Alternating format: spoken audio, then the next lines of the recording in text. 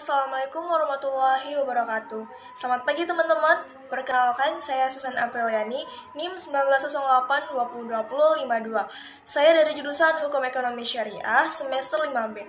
Di sini saya akan membahas mengenai good news mengenai kebijakan fiskal ekonomi Islam terkait kebijakan fiskal untuk perkembangan bank syariah. Dalam kebijakan fiskal, tentu dapat memengaruhi laju dari industri keuangan. Tidak heran, kebijakan ini sangat disoroti di industri keuangan, termasuk perbankan syariah di dalamnya. Ketua Divisi Pengembangan Infrastruktur Sistem Keuangan Syariah Komite Nasional Ekonomi dan Keuangan Syariah ini telah melakukan kajian terkait kebijakan fiskal.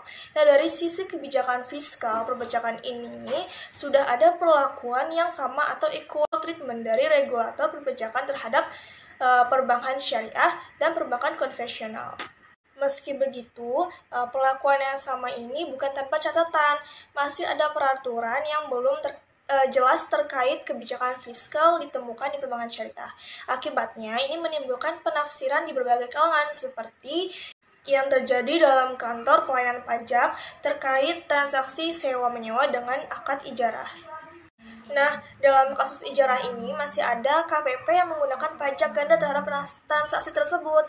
Nah, hal itu muncul lantaran putusan persoalan peraturan pajak atas pengalihan kepemilikan aset dalam Peraturan Menteri Keuangan Nomor 136 Tahun 2011 yang hanya menyebutkan bahwa transaksi pengalihan harta dari pihak ketiga yang dilakukan semata-mata untuk memenuhi prinsip syariah dianggap sebagai pengalihan harta langsung dari pihak ketiga kepada nasabah, sementara bentuk atau akad transaksinya tidak disebutkan secara eksplisit.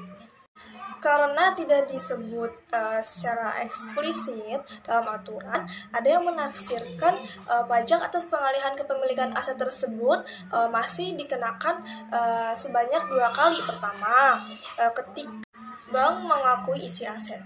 Kedua, ketika perpindahan pemilikan dari bank kepada nasabah di akhir periode sewa atau ijarah.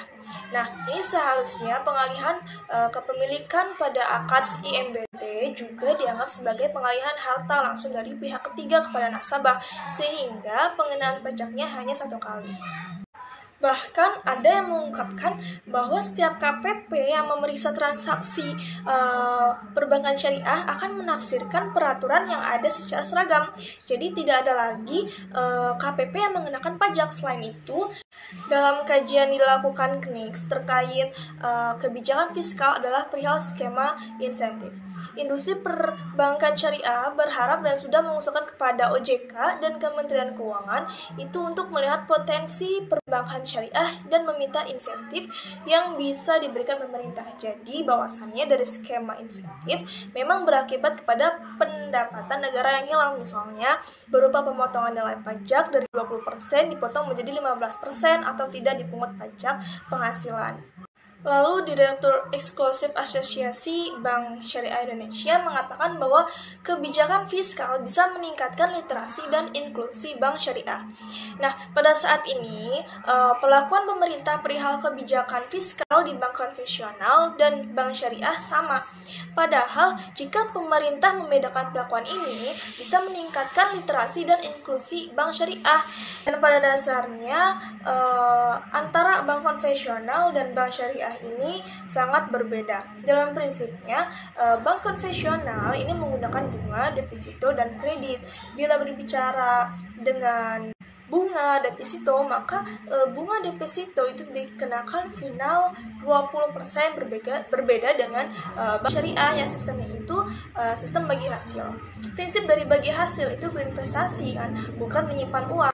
Karena berinvestasi disarankan transaksi penabung yang menyimpan di bank syariah ini seperti halnya berinvestasi di reksadana yang pajaknya hanya 5%, sehingga bank syariah ini mendapatkan cost of fund murah dengan cara menurunkan beban pajak yang diterima oleh apa yang dikenakan pemerintah kepada pemegang uang atau pemegang deposito bagi hasil di bank syariah.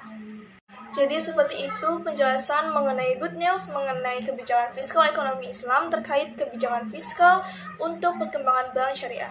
Terima kasih. Wassalamualaikum warahmatullahi wabarakatuh.